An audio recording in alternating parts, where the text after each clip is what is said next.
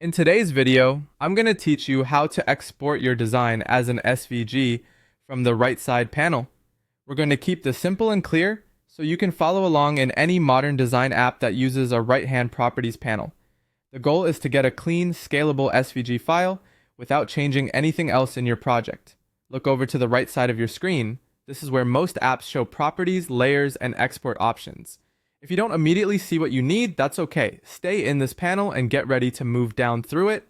Now scroll all the way down until you see the section labeled Export. This area is usually at the bottom of the Properties panel. It's designed specifically for preparing files for output, so once you're here, you're in the right place.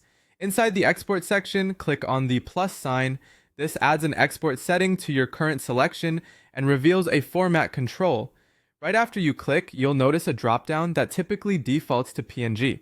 That's great for images, but today we're aiming for a vector format. Open that format dropdown where you see PNG and choose SVG instead. SVG stands for Scalable Vector Graphics. Unlike a PNG, which is a fixed bitmap, an SVG can scale up or down without losing quality. It's perfect for logos, icons, and illustrations you want to keep crisp on any screen or size.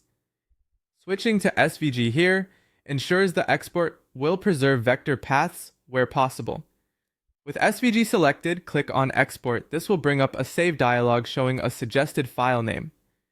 You're almost done. This dialog confirms the format you chose and prepares the file for saving. If you want, rename your file at this point. A clear descriptive name helps you find it later and keeps your assets organized. Many teams use simple, readable names like logodark.svg or iconcheck.svg to make handoff and reuse easier.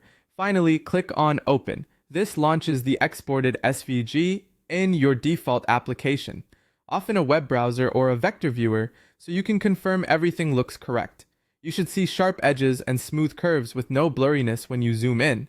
That quick check gives you confidence the export worked as intended. And that's it.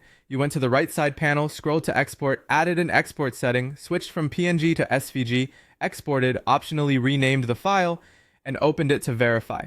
Follow these exact steps anytime you need a clean, scalable SVG.